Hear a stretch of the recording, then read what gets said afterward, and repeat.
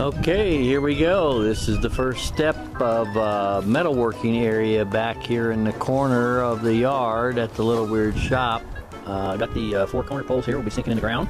Putting a 10 by 12 covered area back in this corner for our metalworking area to go with our wood shop. Already for tools, we've got an extra Craftsman drill press, got a Delta bandsaw, got an anvil, we've got an arbor press, got an extra shopmate, got a metal work table there. So we're going to try to be teaching ourselves metalworking here pretty soon and get some of that kind of work done to go with our woodworking. So here we go, building the roof. Okay, here we go with hole number 1 in the corner. This is gonna be the hole I do, and everything else will measure off this hole and get this hole in. This fence is not perfectly square in this corner, and it runs out like that, so with our kilograms, we're gonna follow straight to the fence on the side over here. So get this hole in, then I got a bunch of junk mark out of the hole. This 10 by 12. Okay, that's gonna go in the hole in each corner.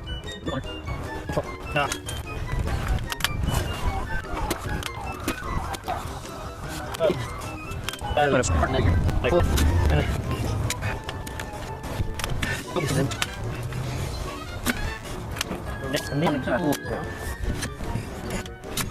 Okay, kind of stick in it.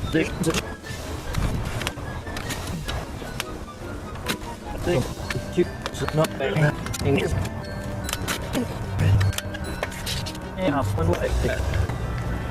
Okay, let's see what we got here.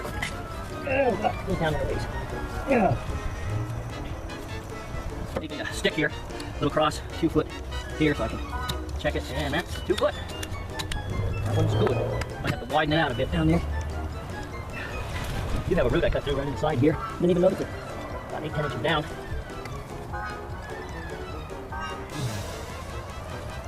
Well, let's see. I guess the next thing to do would be get the log and test fit it in there.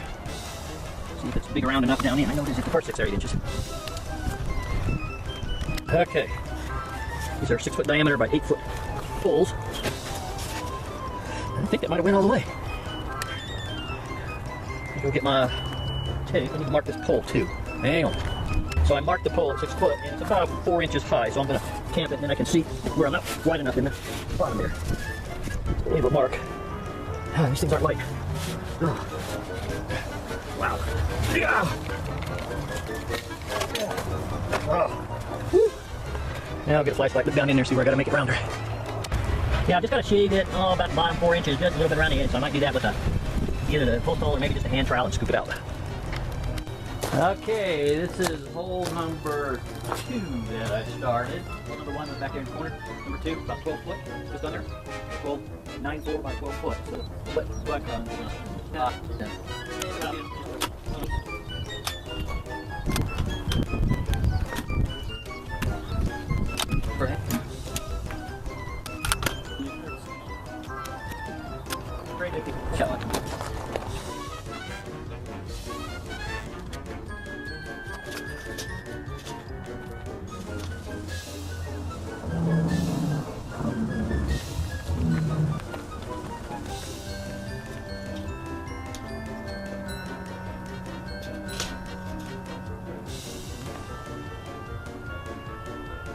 Okay, hole 1, hole 2, hole 3 in, and hole 4 in down there. And naturally, the last hole, hole 4, had all that root pointing around in there with a booger to get out, and this hunk of concrete. Beat the crap out of it to get that out. Pretty weird. So now we'll get some 2x6s to put up these things so level them out to each other, and that's what I'm going to have going around here. 2x6 all the way around, and my 2x4s on 60 each center. So off to Home Depot. Okay, the 4 poles still aren't straightened and cemented in yet, but I needed to get some wood long enough to go across them and check for the level side to side, and then make sure I had the right taper front to back. So went ahead and bought all of them, and they're just setting up there temporarily, just kind of eyeballing how I'm going to do this, and now I can use them to get the poles set so they're level side to side, and it looks like my taper's good front to back, and it looked like it came out pretty damn square too. I'm surprised because this fence is angles out on this right hand side here, so I couldn't play off of the squareness of the corner of the fence. So anyway, those are 2x6s. My plan is to overhang the front and the back, and then run the side 2x6 will be off of the poles, and then run my almost just under 10 foot 2x4s in hangers across side to side all the way down. That's what I'm thinking. And for height, I'm 6 foot, so I've got at least 6'6" here, and then with the 2x4, I guess raptors you call them in here, it's going to be up here, so plenty of height. Back here, it's a hair over 6 foot, but we're going to have workbenches along there, so I'll never be down that far. So I can even just walk under it now. So, and again, the 2x4s and the roof is going to be up here, so it's going to work out good. So next thing will be Ron 2 to come and help me get all this stuff out of the way, and then level these poles, which they're actually pretty good. Side to side, they're only about, the left side's got to come up about 1/4 inch, and front to back, it looks perfect. So not a lot to do in that respect. So get them leveled, get them straight, and then pour some concrete to fill the hole. And then figure out how I'm going to put that top together up there. So that's the plan. It's going to come out on this side about to the fence line. That's where our driveway is out there. And this side's going to probably shorten up. We don't want to cut big branches off this tree, so we're probably going to shorten this up 4 or 5 inches. So it only overhang about 6 inches on this side. Alright. Okay, I got all 4 of the poles leveled. I put the board up on the top, got them leveled side to side. Got my drop from this front to the back. Good. And straighten the poles, pack them in with dirt, and then fill them with cement. So all 4 of those are done. And so far I've cut the 2 cross pieces, and the other 2, I just turned off 3/4 of an inch off the quarter, so I got this end, these 2 corners fastened. Got construction adhesive in the joint, 3 inch screws in that way, and then I've got these Simpson corners in there, each one. So now I got to do this side. So what I'm doing is then sliding this, because this board here is going to hang over about 6.5 inches, so it's actually going to set on these 10-foot pieces. It's going to sit on the poles and get strapped down. So now I can slide it that way about a foot or so to get these corners on top of the pole, so I can do that same corner fastening I did there. And when I get those corners fastened, I can slide it back to get centered to where there's about 6.5 inch overhang on each side. So there's 6 overhang on this side here, and about 6.5 inch overhang on this side here. So that's the plan. I'll slide those 3 pieces that are hooked down to get these corners on top of the poles, so I can fasten the corners. Okay, I got that whole section slid over, so it's got double the hang off here, just so I can make these corner attachments directly on the pole. And this one and the one down there, and then I can center it back where it belongs, get it right back where it belongs, and make the rest of the straps I'm using to strap it down. Okay, got all 4 corners fastened with the 3-inch screws in the end, construction adhesive, and the Simpson corner pieces screwed in, 3 screws on each side, and got it slid back over to where it's going to be with the proper little overhang on each end. And I'm sizing up this bracket I made here for tying it down to the poles, and I think that's going to work. It's going to get a 3/8 inch by probably 3-inch lag bolt on each side down into the pole and epoxied, and then a 3/8 inch bolt clear through the bracket to sandwich onto that 2x6. One of those in each corner, and that's going to be next. So that, obviously I still got to get the crap out of here so I can work and get all the hangers up. Hangers, 16-inch centers down the 2 sides here and over there for 2x4s to go across. And then let me go show you what I'm using for roofing material. I'm going to use what we put on that little storage area there. This corrugated stuff, brown. I'll go give you a closer look here. This is what we're going to put on the roof. We put the same thing on our turkey's new little coop here, and we've got the chickens. And it's some pretty heavy stuff. Really heavy. So kind of like it, so that's what we're going to put on it. What's the matter? Huh? What's the matter with you? Okay, I went down and marked all the 16-inch centers for these roof hangers, and I made myself a little stick, 16-inch, to make it easy to mark all the way down. I got 1 hanger there, 1 down here with the 2x4 in it already, just to test things out. I need to go down this side and mark the rest of them.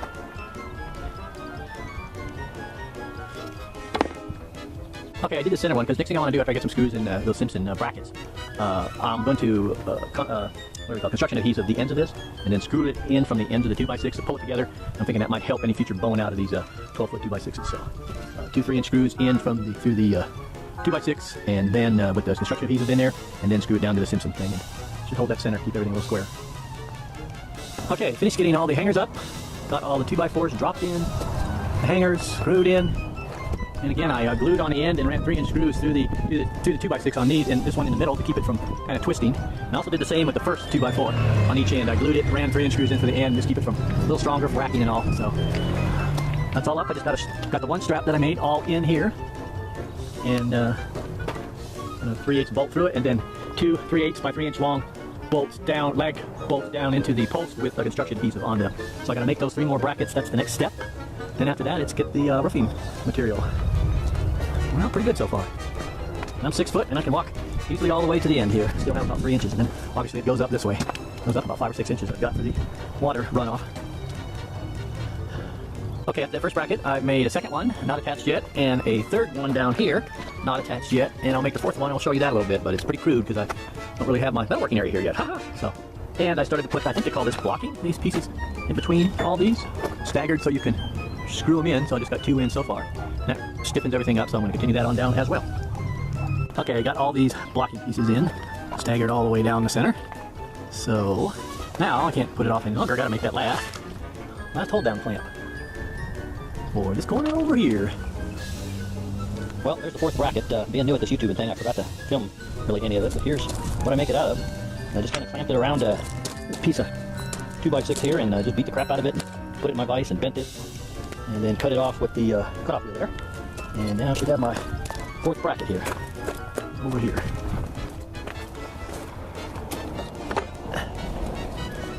Shift that, get it centered on that pole, but there's number 4.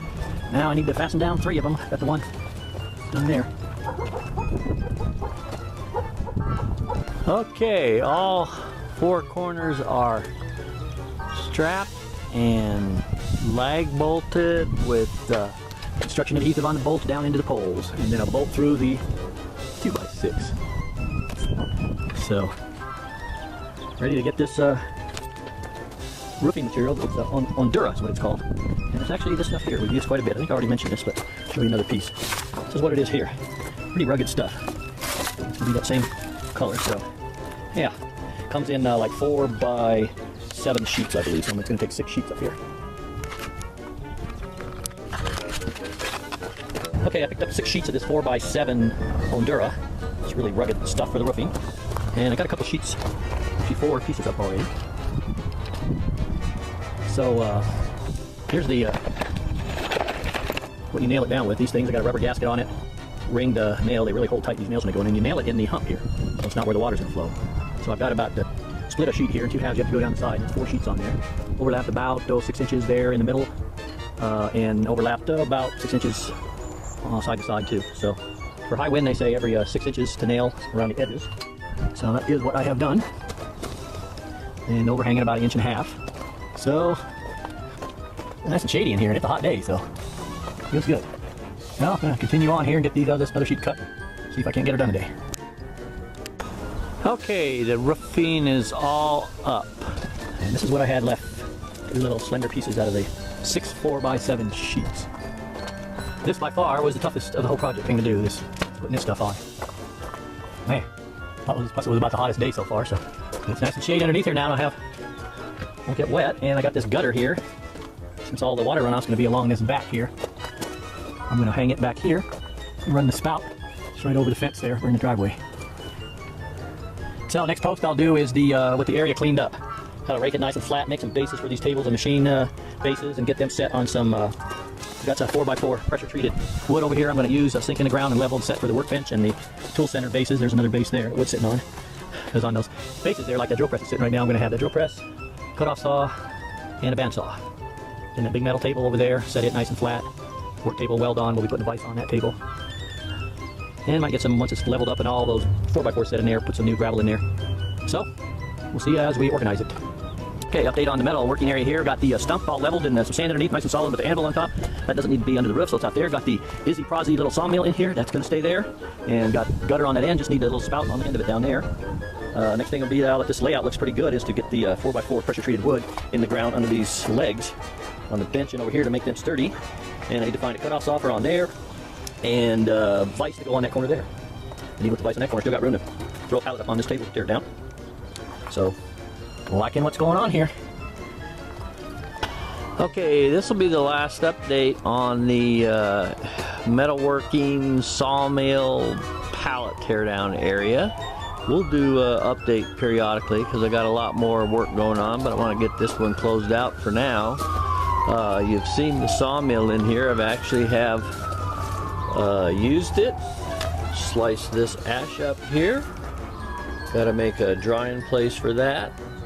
And I've added the vise. Got a new vise here. Nice big healthy vise there. Got the pump or a pipe vise. You can flip it around, plant pipe in there. Added a shelf under there so I keep some of my stuff out here. Power extension cord hanging there. Got my wood wedges hanging over there for the sawmill. This is the next thing up. I'm going to cut this little small V-shaped piece here. So we'll close her out, but I'm really liking it so far. It's working out really good. Once I get a few more things done here, I'll put out an update. Get better. So thank you all for going down this journey with me. Bye bye.